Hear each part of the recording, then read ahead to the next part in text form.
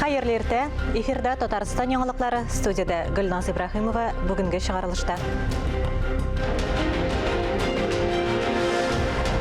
Республика предприятиеләре көнбатыш санкцияләренә ничек каршы тора? Әлмәттәге Алсу ойык баш фабрикасыннан репортаж. Süттән төрле тәмле ашамлыклар Чаллы сөт эшкәртү заводы яңа шартларда ничек эшли?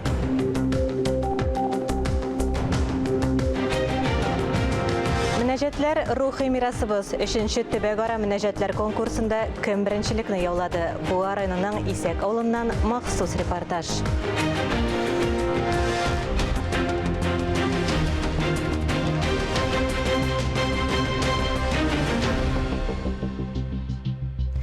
Бизнесны күзәтчелек органнарының ортак тикшерүләреннән вакытлыча читләштерергә кирәк. Эшмәкәрләр белән очрашуда Татарстан президенты Рөстәм Миңнеханов шундый тәкъдим белән чыкты.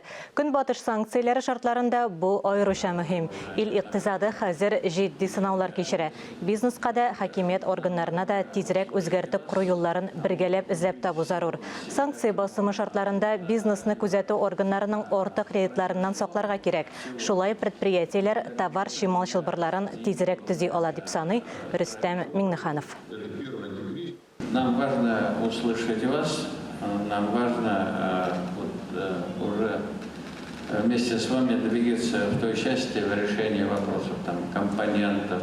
Очень серьезная задача работы с банками, очень сложная задача – это логистика. Но много таких вопросов, которые требуют нашей активной позиции наших федеральных коллег. Синоптиклар Татарстанда һава температурасы атна ахырына кадәр көндез 0 градустан жылы булыр дип фаразлый. Язгы бозга ышанма диләр. Бүген Иделдә боз ашы 2 елга кичүе туктатылды. Булар Аракчина югары Ыслан һәм Яшел Үзән Түбән Вязова юнәлешләрендә. Транспорт йөртүчеләрне маршрут сайлаганда игътибарлырак булырга, ә балыкчыларны бозга кермәскә өндиләр. Чаллыда балык тотарга яратучыларның кайда йөри торган җайланмада яки машинада бозга керү очраклары теркәлгән. Бозда сак булык, югыйсә мондай сәяхәтләр авыр фаҗигалар белән тәмамланырга мөмкин.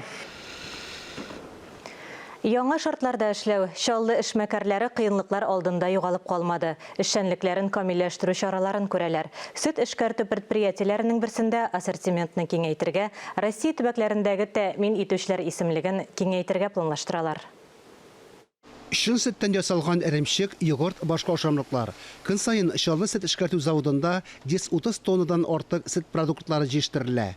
Лабораторияләрдә барлык компонентларның сыйфаты игътибар үзәгендә. Бер анализ өчен 40 минут вакыт кирәк. Аксым, тыгызлык, башка күрсәткечләр билгеләнә. Здесь экспресс-анализаторы, они... Монда экспресс-анализаторлар барысы да җитәрлек төгәл эшли. Җитештерү лабораторияләрендә реестрда теркәлгән ГОСТ методикалары буенча анализлар үткәрелә. Ассортиментны киңәйтәләр. Сөт эшкәртүдә яңа мәйданчык булдырыла. Яңа савылган сөтне Тукай, Сарман, Зәй республиканың башка районнарыннан китерәләр. Әзер продукт тагын линияда тикшерелә, аннары складта сайлап алына. Таләпләр шундый, катгый контрольдә тотыла. Кайбер компонентлар әлегә чит илнеке. Аларны үз илебездә җитештерелгән товарларга алмаштырырга, ашамлыкларны Россия төбәкләрендә тора торга җыеналар. Фарис Мөхәммәтов, Валентина Васильева, Татарстан яңалыклары, Чаллы. Әлмәт ойык баш фабрикасында җиңү өчен дигән ойыклар эшләп чыгара башладылар. Заманча җиһазлар, югары технологияләр һәм профессиональ коллектив булган предприятие җитештерүне арттыра ала. Биредә импортны алыштыру программасына 2014 елда кергәннәр. Хәзер фабрикада нәрсәләр тегәрләр? Бу хакта киләсе репортажда.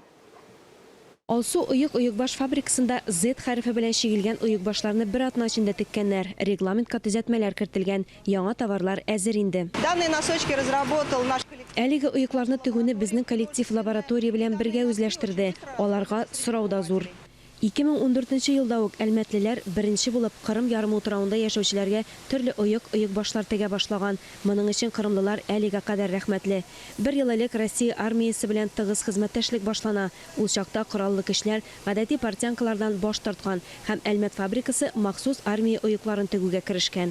Чираттагы төяп җибәрә вакыты җиткәч, кайбер цехлар тәүлек буена эшләүгә күчкән. Әлмәттән безнең ил сакчылары өчен барлыгы 10 миллионнан артык пар ойык тегелгән. Да, они отличаются отличаются по параметрам от обычных. Әлеге оеклар гади оеклардан аерылып тора. Алар бик чыдамлы, уңайлы, хәрби хезмәттәшләр өчен бик кирәкле. Чираттагы армия заказы кораллы кешеләргә шушы көннәрдә генә җибәрелә. Булардан тыш әлмәт тегүчеләре, спортчылар, биючеләр һәм хәтта космонавтлар өчен махсус партия оеклар җитештерелгән. Шушы көннәрдә халыкара космик станциядан җиргә космонавт Антон Шкаплеров төшә. Хәзер ул үзенең хезмәттәше Олег Артемьев белән бергә. Нәкъ менә алар үз вакытында орбитада әлмәтлеләрдән махсус космик оекларны беренчеләрдән булып сынап карый, югары бәя бирә. Махсус силикон амортизаторлар галәм шартларында өслек белән бәйләнешне йомшарта, травма алуны киметә. Гадәти сәяхәтчеләр өчен дә махсус әйберләр эшләп чыгарыла. Хәзер фабриканың җитештерү куәте елына 20 миллион пар оек баш чыгарырга мөмкинлек бирә. Ә 35 ел эчендә әлмәт тегүчеләре, балалар һәм өлкәннәр өчен 400 миллионнан артык пар оек баш продукциясе җитештергән. Бүгенге шартларда алсу фабрикасы кибетләргә йөзләрчә төрле әйбер эшләп чыгара ала. Без күп кенә чит ил җитештерүчеләреннән бәйсез эшлибез. Элек йон җепләрен Италиядән сатып ала идек. Хәзер Россия Федерациясендә һәм Беларусьта бик яхшы җитештерүчеләр таптык. Без бергәләп продукцияның сыйфатын яхшыртабыз. Һәр оек автомат рәвештә 30 секундтан 5 минутка кадәр күләменә, артикул һәм рәсемгә карап әзер була. Буларның барысы да йөзләрчә тегүче, технолог, көйләүче, инженер хезмәте. Санкцияларга, ограниченияларга карагандай без ничек эшләдек, шулай ук эшлибез. Безнең импортный оборудованиелар, пряжа безнең әйбәт. Ничек миңа эшләргә мин яратам үз эшемне. Спрос бар, гел эш бар, гел эшлибез без. Кешеләр алгы планда коллективта эшләүчеләрдән тыш инвалидлар һәм картлар йортлары, балалар приютлары һәм социаль учреждениеларда тәрбияләнүчеләр мәнфәгатьләре дә исәпкә алына. Аларга бүләкләр дә әзерләп тапшыралар. Менеджерлар һәр сабыйга яки өлкән кешегә оек башлардан өлеш чыгару өчен тырышып эшлиләр. Алия Галиуллина, Дмитрий Второв, Владимир Юрков, Илдар Сафиуллин, Татарстан яңалыклары, Әлмәт. Газета журналларда нинди темалар өстенлек итә? Татар укучысын нәрсә җәлеп итә? Әлеге сорауларга җавап матбугат күзәтүе сәхифәсендә. Сүзне журналист Миңназым Сәфәровка бирәм. Хайырлы көн, мөхтәрәм телевизор караучылар. Күпләребезнең тормышына үтеп кергән социаль челтәрләрнең берәм юкка чыгуы инде кайберәүләр бизә башлаган традицион күнегелгән газета журналларының әһәмиятен тагын арттырды. Әйдәгез шуңа сөенә аларны күзәтеп китик әле. Ватан Татарстан газетасы безне дөньядагы тарткылашлардан җиргә тартып төшерә. Язгы ташу, су тавышы, кемгә шатлык, кемгә мәшәкать. 2-3 көнгә дә алдан әйтеп булмаган заманда язгы ташуны шул чуаш карты кебек кенә фразларга кала инде. Я баса су, безне я басмый. Татарстан дәүләт советы полициягә ярдәм кирәк дип Россия хөкүмәте башлыгына мөрәҗәгать иткән икән.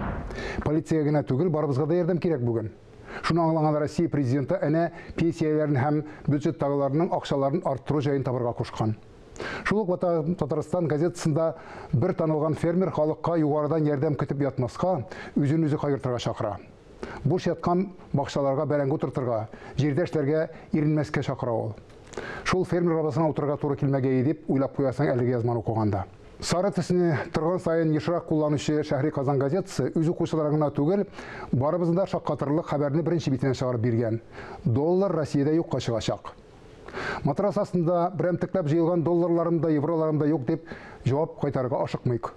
Андый хәл була калганда шул ук банкага салган яки яшереп куелган рубльләр бездә зыян күрәячәк дип кисәтә анда икътисади өлкәсендәге белгечләр.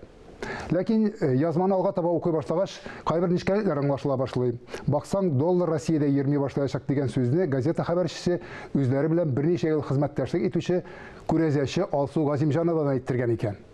Багучыларга безнең халык мөнәсәбәте ачык итеп әйтелсә дә, бу юлы Шәһри Казан газетасы Алсуның моңарчыда киләчәктә безне ниләр көтәсен дөрес әйтеп биргәнлегенә ышандырмакчы.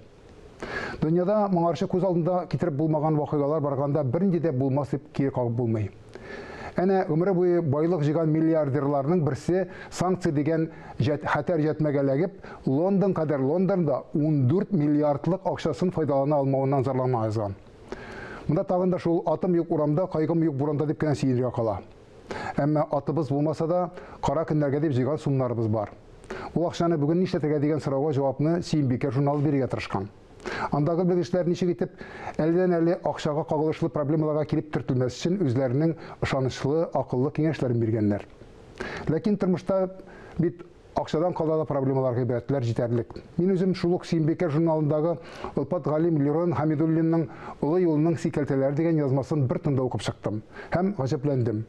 Üzülüp yaratмыйча зур язучы Галимҗан Ибраһимовка күйеүгә чыккан Өммегөлсем апа Мөхәммәдова турында мин күп нәрсәне белмәгәнмен икән. Газета журнал менә шундый ачышлар ясар өчен кирәк тә инде ул. Тормышта һәр вакыт гаҗәпләнеп, ачышлар ясап яшәргә ясый дигән теләктә бүгенгә сезнең белән сау булышам. Исәнлектә күрешик. Эфирда яңалыклар программасы дәвам итәбез.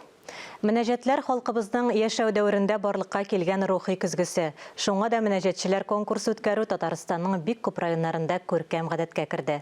Буа районының Исәк авылында мөнәҗәт әйтү конкурсы республикабыз белән генә шикләнми, төбәк-ара итеп үткәрелә. Мөнәҗәтчеләрне хәбәрчебез Мөршидә Җиһанда тыңлады. Бердер илаһым бәнем. Яхшы нәрсәгә тиз ияләшәсең бит ул. Исәк авылында үткәрелгән мөнәҗәтләр конкурсында халык көтеп ала. Аның сәбәбе гади, кеше рухи азыкка мохтаҗ. Шушы мөнәҗәт бәйрәмен үткәрү безнең инде традициягә керде. Күп авыллар ишеттеләр бу бәйрәмнәр үткәнне. Быел бит инде 3нче межрегиональ фестиваль. Шуңа күрә кеше дә бик күп, 50ләп катнашучы заявка бирде безгә. Яңа катнашучылар күп. Катнашучыларның елдан-ел арта баруы мөнәҗәтләр конкурсының кирәклеген тагын бер кат раслый. Бу минемчә кирәк, бу бик әйбәт яшьләр өчен дә, яшьләрнең дингә тартылуы безнең өчен зур шатлык. Көчле, рухлы кешеләр килгән, әзерлек белән килгәннәр. Бик матур, бик ошый безгә. Без бу бәйгене үткәрүебезгә бик шиксез шат.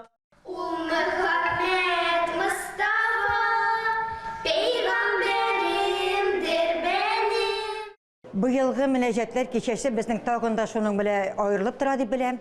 Ислам диненең кабул ителүенә 1100 булды. Шушы уңайдан узган чара тагында күңеллерәк, тагында безнең күңелебездә барып, барыбызны да илһамландырып тора дип аңлыйм. Илһамландырып торган конкурсны оештыруның төп иганәчесе Буа якташлык җәмгыяте. Мөнәҗәтчеләрне тәбрикләргә президиум әгъзалары Раил Зиятдинов, Тәүфик Сәгыйтов, Наил Шәмиев һәм Буа якташлык җәмгыяте президенты Ирек Закиров кайтты. Мөнәҗәтне һич онытырга, һич тарихта, гасырларда калдырырга ярамый. Чөнки ул безнең үзебез белән бергә тулган безнең сәләтебез, безнең йолабыз, без аны киңәйтергә тиешбез. Менә Португалиядә булдым, анда фламинго дигән җырлау тәртибе бар. Анда такмак әйтеп бийләр. Бер карасаң, ул инде бездә дә бар такмак әйтеп бию дигән күңел ачу. Алар аны милли горурлык дип китереп күрсәтәләр. Нишләп без үзебезнең мөнәҗәтне шул дәрәҗәдә куярга тиеш түгелбез. Куярга кирәк, күрсәтергә кирәк. Ул безнең горурлыгыбыз. Ирек Закиров тәкъдиме белән быел мөнәҗәт әйтүчеләрнең осталыгына бәя бирүчеләр төркемен Татарстанның халык артисты Гөлзада Сафиуллина җитәкләде. Үзе дә мөнәҗәт остасы, халкыбызның рухи мирасын кайтаруда зур хезмәт куйган Гөлзада ханым конкурсның оештыру дәрәҗәсендә катнашучыларның чыгышын да бик югары бәяләде. Менә бүген без тыңладык. Искиткеч матур тавышлы кешеләр бар. Бу бит беләсезме, җыр ул башка, пәри башка, җын башка дибез. Шуның шикелле, мөнәҗәт ул бөтенләй башка нәрсә. Шуңа күрә монда чагыштырып булмый җырчылар белән мөнәҗәт әйтүчеләрне. Монда беренче чиратта ул моңлы булырга тиеш, тавышы моңлы булырга тиеш. Ул мөмкин тавышта шәп булырга, әмма ләкин моңы юк икән, ул йөрәккә барып җитми. Чөнки мөнәҗәт ул тәрбия. Тәрбиядән тыш татар мөселман традицияләрен популярлаштыру, саклау максатыннан оештырылган конкурста Чувашия Республикасыннан да мөнәҗәтчеләр бик теләп катнаша. Мен Чувашия Республикасы Батыр районыннан, Татар Сыгыт авылыннан Буа районына мөнәҗәт итәргә килдем. Инандым, бер Аллаһка дигән мөнәҗәтне әйттем. Миңа бик ошады. Тагы булса, тагы да килә. Айсылуның чыгышыда гомумән конкурста катнашкан балаларның мөнәҗәт әйтүе беркемне дә битараф калдырмады. Сиңа җәннәт булыр Муса. Иң кечкенә катнашучы Азалия Әхмәтова да Татар Сыгыты авылыннан. Димәк, әлеге авылда балаларга гореф-гадәтләрне өйрәтүгә, шул исәптән мөнәҗәтләр аша тәрбияләүгә аерым игътибар бирелә. Эй Раббым дигән мөнәҗәт сүләргә килдем монда. Мин беренче урын алам дип килдем монда. Мине әби өйрәтте мөнәҗәт сүләргә. Әбиемнең исеме Миндания. Иман йортында уздырылган мөнәҗәт кичәсе балаларга тәрбия чарасы булса, өлкән буын өчен күрешү, аралашу өчен бер форсат. Аларга беренче урын алу түгел, катнашу мөһим. Киләсе килеп тора, күрешәсе килеп тора. Хәзер бит инде бигрәк тә соңгы елларда менә үзебезгә бикләндек. Күрше-күршегә керми. Кунакка кеше килми, теге ким әйтмешли чакырган җиргә бармый. Менә Аллаһ Тәгаләнең биргән мөмкинлеге быел да килим әле дидем. Аяк кергәндә, күзем күргәндә, менә иптәшләр белән аралашасың, аларны тыңлыйсың, үзеңнекен әйтәсең. Иң өлкән катнашучы Зәүҗия Төхфәтулова Яңа Тинчәле авылыннан. Мөнәҗәтләрен дә, бәетләрен дә ул үзе яза.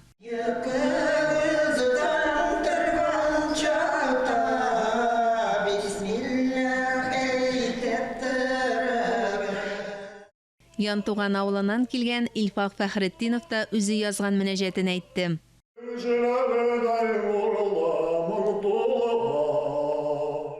Әлеге төр мөнәҗәт ир-атларның катнашуы быел Исәк мәчетендә узган конкурсның яңалыгы булды.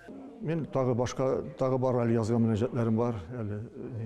Бу мен менә яңа юнәлеш теге элеккеге борынгы мөнәҗәтләрне җырлау түгел, хәзер аханга туры китереп, хәзер заман ахына туры китереп яңа мөнәҗәтләр язу инде. Бер генә мөнәҗәт әйтүче дә кабатланмый, аларның һәр кайсының үз мәкаме. Дөрес, берүк мөнәҗәтләрне әйтүчеләр булды. Киләчәктә кабатланмасыннар өчен Гөлзада Сафиуллина бүләкләү тантанасы алдыннан мөнәҗәт әйтүчеләргә мастер-класс үткәреп алды. Атам, анам, разый булса, сүзләрне илттереп җиткерергә. Гөлзада Сафиуллина иң әүвәл кайсы китаплардан мөнәҗәтләр сайларга мөмкинлеген аңлатса, аннан мөнәҗәт әйтү үрнәген күрсәтеп, төп ялгышларының сәбәбен әйтте. Жюри рәисенең мөнәҗәт әйтү осталыгы дәресен конкурста чыгыш ясаучылар иң зур бүләк итеп кабул итте. Бүләк дигәннән мәчеткә килгән бер генә кеше дә мөнәҗәтләр әйтү конкурсынан буш кул белән китмәде. Бу якташлык җәмгыяте тарафыннан һәр катнашучыга махсус бүләкләр тапшырылды. Иң яшь һәм иң өлкән яшьтәге мөнәҗәтчеләр дә билгеләп үтелде. Ә призлы урын алучыларга диплом белән премия бирелде. Учларымды изге тәсби. Әнә шушы тәсбихны киләгән өчен Чувашия Республикасының Батыр районы Кызылчишмә авылыннан килгән Гөлсинә Камаловага иң оста мөнәҗәтче исеме бирелде. Менә шушы мөнәҗәтләрне мин элек-электән ярата идем. Кызыксына идем алар белән дөрес җырлап инде выступать иткәнем булмады. Ләкин мин аларны белән һәрвакыт кызыксындым. Менә безнең турында әйткәчтән мин башта карадым нәрсә әйткән ул мөнәҗәт. Ул анда үзең белән үзең сөйләшү дигән. Менә үзеңне кичерешләреңне әйтү дигән. Кешеләрнең кичерешләре гасырларны кичеп халкыбызның җан авазы мөнәҗәтләр буларак безнең көннәргә дә килеп җиткән. Ә әлеге конкурс яңа заман мөнәҗәтләрен язарга да мөмкинлек бирә. Мөршидә Җихан, Таһир Хәсәнов, Татарстан яңалыклары, махсус Буа районыннан. 10 ел элек Берләшкән Милләтләр оешмасы карары белән 21 март Халыкара урманнар көне дип игълан ителгән иде. Татарстан радиосының чираттагы турдан-тур эфиры урманнарны саклау һәм урман мәйданнарын арттыру проблемаларына багышланды. Казан дәүләт авыл хуҗалыгы университетының урман хуҗалыгы һәм экология факультеты профессоры Харис Мусин яшь белгечләр әзерләүнең үзенчәлекләре Татарстанда урманнарны үстерүдәге алдынгы тәҗрибә, киләчәк перспективалар турында сөйләде. Студия кунагы безнең дә кайбер сорауларга ачыклык кертте. Хәерле иртә, Харис Гайнетдинович. Сөйләшүне Татарстанда урманнарның хәзерге торышын бәяләүдән башлыйк әле. Бүген Татарстан җирлегендә 1 миллион 271 мең гектар мәйданда урманнарыбыз бар. Булар инде 17% ярым бөтен җиребезгә карата халыклар комфортны, рәхәт яшәсен өчен менә бу күрсәткеч булырга тиеш 25%. Гомумән бүген Татарстан урманнарының хәләте канәгатьләнерлек дип кабул итәм мин. Хәзерге климат шартларына бәйләп республикада кайсы төр агачларны утырту, үстерүгә өстенлек бирелә. Шундай күрсәткеч бар Россиядә углеродный след диләр рус телендә. Бу инде углеродны үзенә агачларның алып кислород бүлеп чыгару мөмкинлеге. Менә шушы агачлар арасында төрле агач үзенчә менә углеродны кабул итә һәм эшкәртә һәм кислород бүлеп чыга. Иң биеклек безнең усакларыбызда, топылларыбызда. Алар артыннан бара имәнебез, аннары соң жүкәбез һәм менә шулай итеп әкрен-әкрен баралар. Иң ахыргы урынны биләп тора безнең шыршыбыз. Ondan ezgine bir baskışqa yuqarı naratыбыз. Гомумән яфракларын куя торган агачлар углеродны күбрәк үзләренә кабул итәләр. Күбрәк иттереп шуны эшкәртеп кислород барлыкка китерәләр. Гомумән безнең төп агачыбыз коренная порода дибез рус телендә Татарстан өчен урман дала зонасының урман булдыра торган агачлары ул инде безнең имәнлекләребез.